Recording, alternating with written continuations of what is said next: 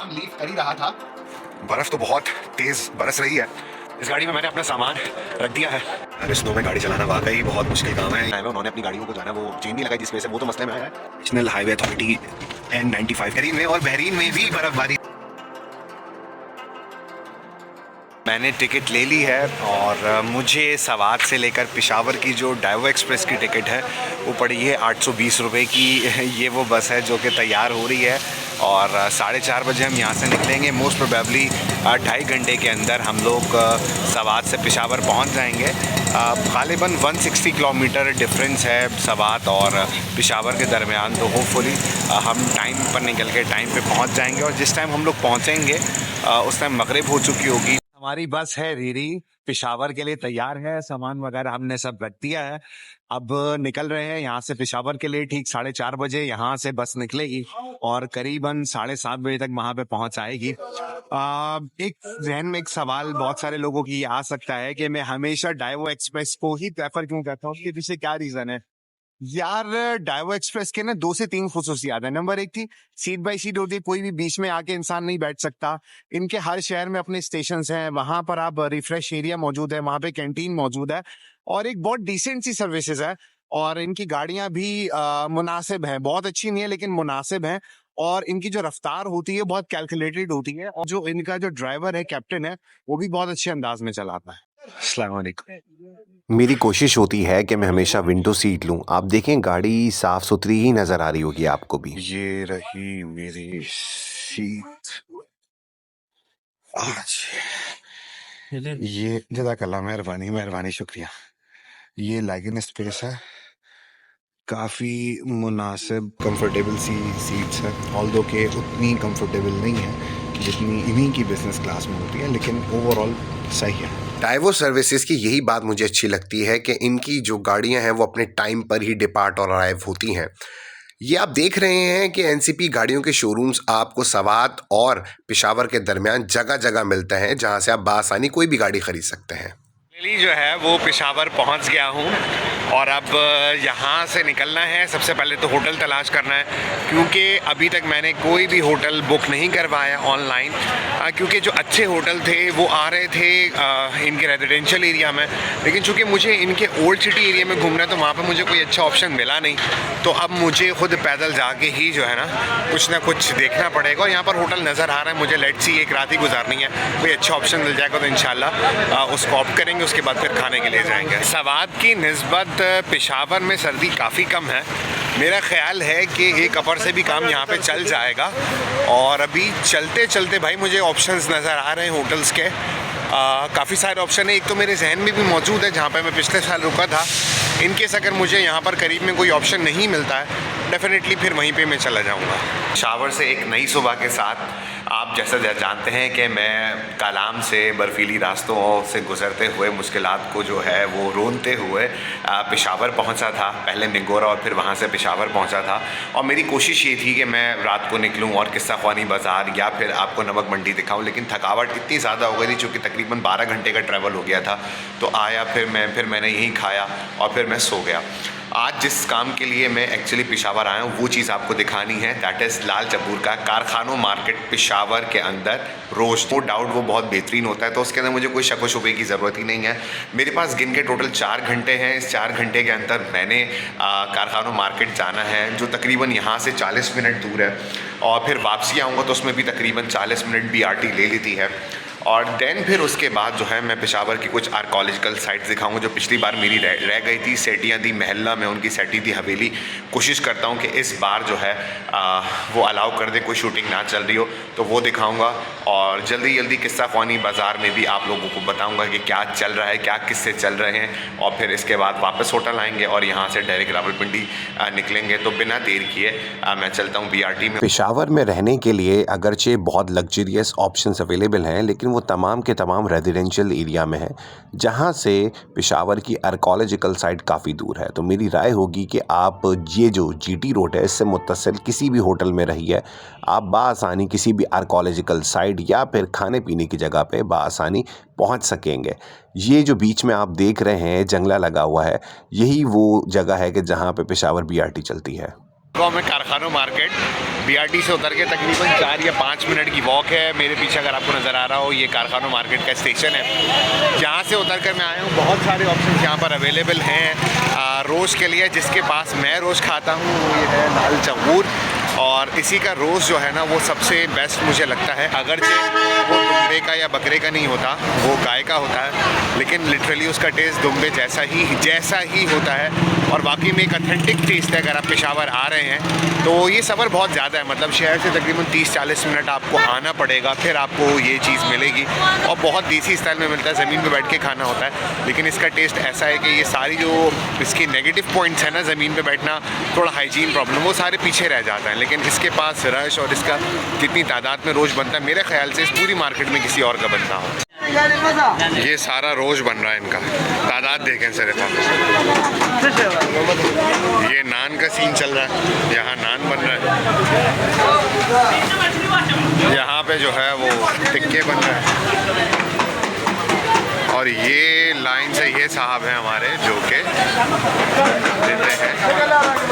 रोश बकरे, दुम्बे, भेड़ या फिर गाय के गोश्त का बनता है। भले गोश्त कोई भी हो, 10 से 12 घंटे सिर्फ चर्बी के अंदर पकाया जाता है और ये बहुत ही जायकादार, लजीज और नरम बनता है। लेकिन सबसे इम्पॉर्टेंट चीज़ इसकी नरमाहट, उसकी ताकत नहीं है, बल्कि जब चर्बी पिघलती है वो उसका जायका नान के साथ खाने में बहुत मज़ेदार लगता है। लेकिन मैं आपको बताता चलूं कि ये काफ़ी गर्म खुराक होती है, तो वो लोग जिनको मैदे के मसाइल हैं उनके लिए बड़ा मसला हो सकता है। लेकिन ये खाकर कोल्ड ड्रिंक पीना या फिर कहवा से काफ़ी फ़ायदा हासिल हो सकता है। यहाँ पे 2 टाइप के रोस्ट मिलेंगे आपको, एक बड़ा यानी कि तादाद में थोड़ा ज़्यादा होगा और एक तादाद में थोड़ा कम होगा। मैं कुएं से थोड़ा हट जाता हूँ। जो तादाद में थोड़ा कम होता है, जिसमें बोटी होती है, वो तकरीबन 470 रुपये का, इस दफ़ा पिछली बार 400 रुपये का था। और जो तादाद में ज़्यादा है, मतलब कि उसमें हड्डी भी ज़्यादा है, बोटी भी ज़्यादा है, वो तकरीबन 800 रुपये का है।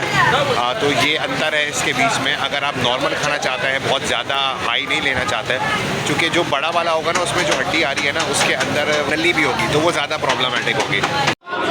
यार ये यहाँ का माहौल है, ज़मीन पे बैठ के खाना होता है, इस तरीके से लोग ज़मीन पे बैठे हुए हैं और खा रहे हैं। ये माहौल होता है भाई यहाँ का, फुल देसी माहौल यहाँ का। ये आ गया है जनाब हमारा रोश, और उसके साथ एक अदद रोटी है, और यहाँ पे मौजूद है ये इसका रायता नुमा कुछ दही मुझे लग रहा है।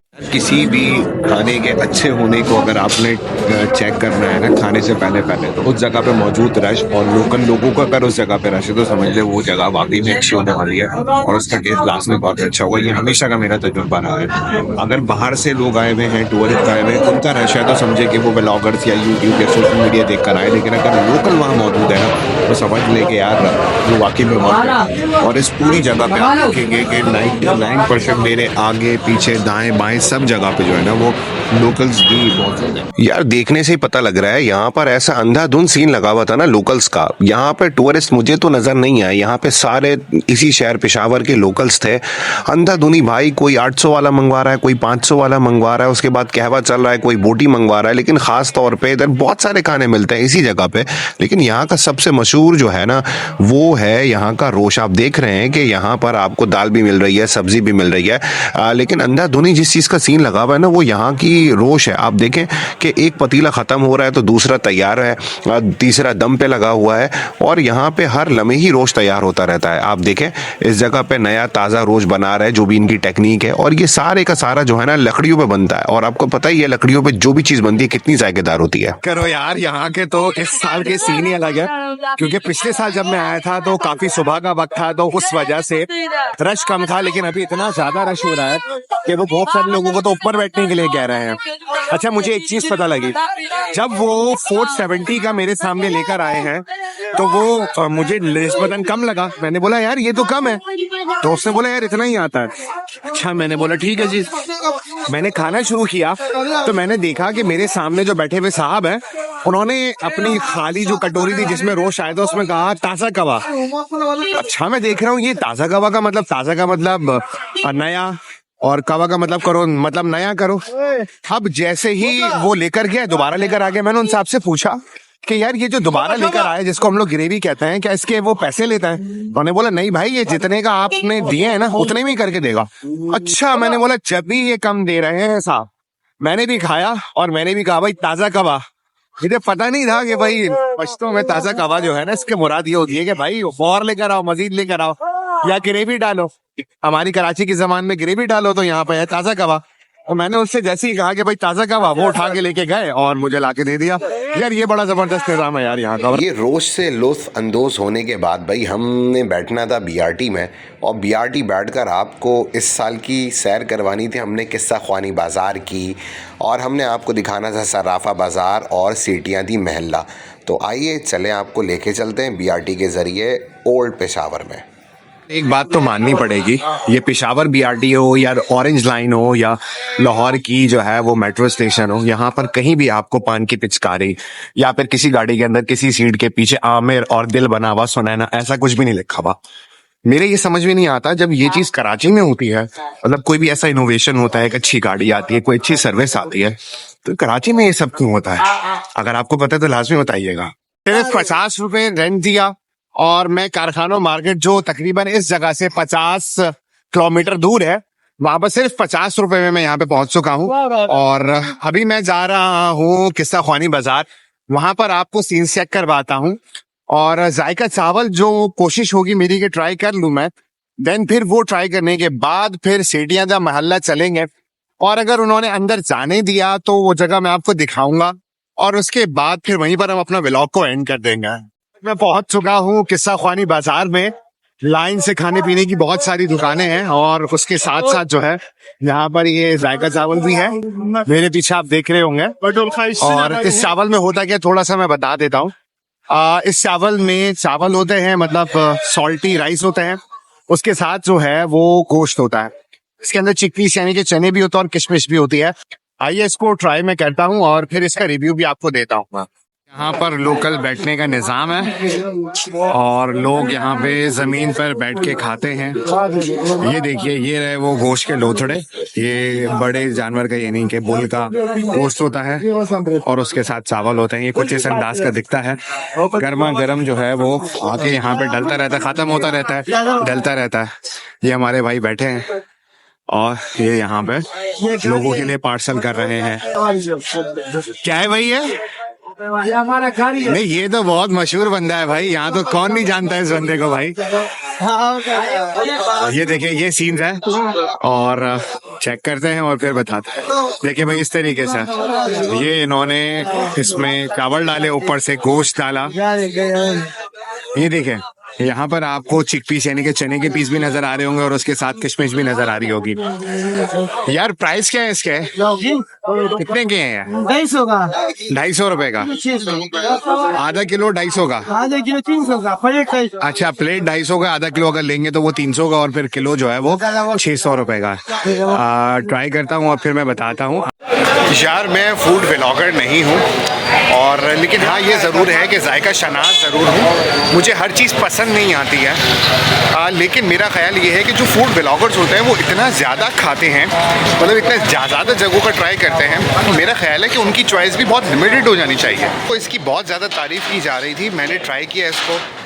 खाना कोई बुरा नहीं होता, लेकिन जहाँ चावल का लफ्ज़ आ जाए ना यार, इन शॉर्ट वहाँ पे चावल सिर्फ कराची वालों का ही खासा है। मुझे नहीं समझ में आता कि व्लॉगर्स इसकी तारीफ़ करते हैं तो किस बुनियाद पे तारीफ़ करते हैं, क्योंकि चावल की जब बात आएगी ना तो हमेशा कराची की बिरयानी हो, कराची का पुलाव हो, सबसे पहले आता है। अब चूँकि हम गुज़र रहे हैं किस्सा ख्वानी बाज़ार से, तो इस किस्सा ख्वानी बाज़ार का किस्सा मैं थोड़ा सा बताता चलूँ और आप देखते भी रहिए यहाँ के मनाज़िर। किस्सा ख्वानी बाज़ार इसको यूँ कहते हैं क्योंकि ये सिल्क राउट पे वाक़ई है और अफ़गानिस्तान, किर्गिस्तान या सोवियत यूनियन के दौर में जो तिजारत हुआ करती थी, जो रशिया से निकल कर अफ़गानिस्तान के ज़रिए होते हुए पाकिस्तान और फिर वहाँ से चीन और फिर वहाँ से अरब ममालिक के लिए जाते थे, तो वो इस मकाम पर आकर स्टे करते थे, रुकते थे, ठहरते थे और यहाँ पर अपने अपने इलाकों के बारे में नॉलेज या फिर ख़बर एक दूसरे के साथ शेयर किया करते थे, किस्से सुनाया करते थे, कहानियाँ सुनाया करते थे, ताकि कुछ वक्त आराम से, सुकून से या फिर मस्खरी करके गुजर सके।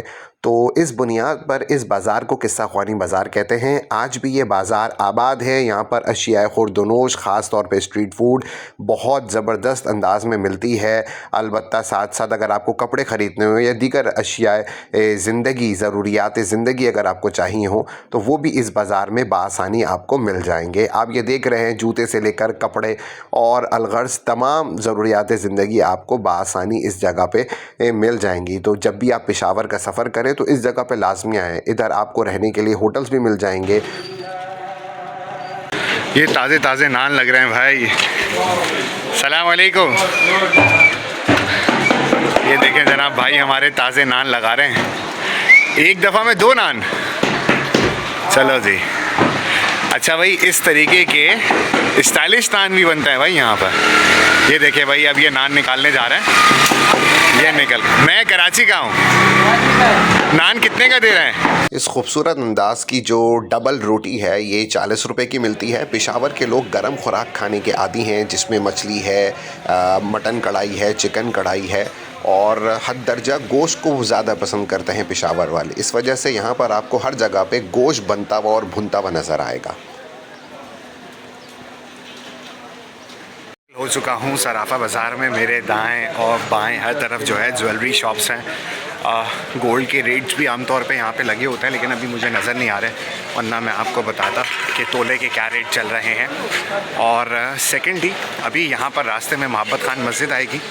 ये मोहब्बत नहीं है, महाब्बत है, चूँकि लोकल नेम है तो मोहब्बत खान मस्जिद है। मैं मस्जिद में तो नहीं जाऊँगा, अलबत्ता मैं आगे मूव करूँगा, आपको गेट ज़रूर दिखाऊँगा उसका। अगर आपको मोहब्बत खान मस्जिद देखनी है तो मैं अपना व्लॉग का लिंक अटैच कर रहा हूँ। जब मैं पिछली बार आया था पेशावर तो मैंने प्रॉपर मस्जिद में जाके भी कुछ शूट किया था, तो वो आप वहाँ से जाके देख सकते हैं। देखिए ये रेट चल रहा है आज का, आज 1 तारीख है, ये रेट चल रहा है। ये दाएं और बाएं दुकानें हैं, सराफा बाज़ार है और ये रास्ता जा रहा है मोहब्बत खान मस्जिद के लिए। ये रास्ता है।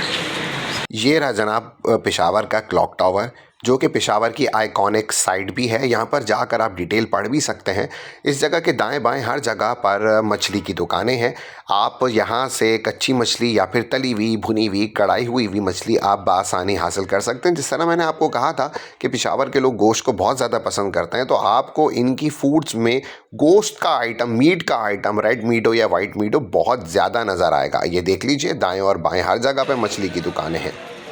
हवेली जाने से पहले मैंने सोचा आपको कि सेठियां दा मोहल्ला दिखा दूं, क्योंकि वहाँ पर मुझे पता है या तो शूट चल रहा होगा या किसी भी वजह से वो एक सिंगल टूरिस्ट को वहाँ पे नहीं जाने देंगे।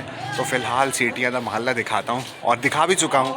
यहाँ पर एक और उनकी हवेली है, वो भी बाहर से दिखाऊँगा, क्योंकि पिछली बार मैंने अंदर से एक छोटी सी वीडियो और तस्वीर तो आपको लगा के दिखाई दी थी। ये जो महल्ला आप देख रहे हैं ये सेठियां दा महल्ला कहलाता है। सेठी फैमिली जो कि एक हिंदू फैमिली थी और झेलम पंजाब से शिफ्ट होके रिलोकेट होकर पेशावर आए थे। ये एक वेल ऑफ फैमिली थी। यहाँ पर उन्होंने बहुत ज़्यादा रफ़ाई काम किए, जिनमें हॉस्पिटल भी बनवाया और हिंदू फैमिली होने के बावजूद उन्होंने यहाँ पे इस्लामिया कॉलेज में मस्जिद भी बनवाई। और यहाँ पर जितने आप घर देख रहे हैं यहाँ पर वही ख़ानदान रह कर रहता था।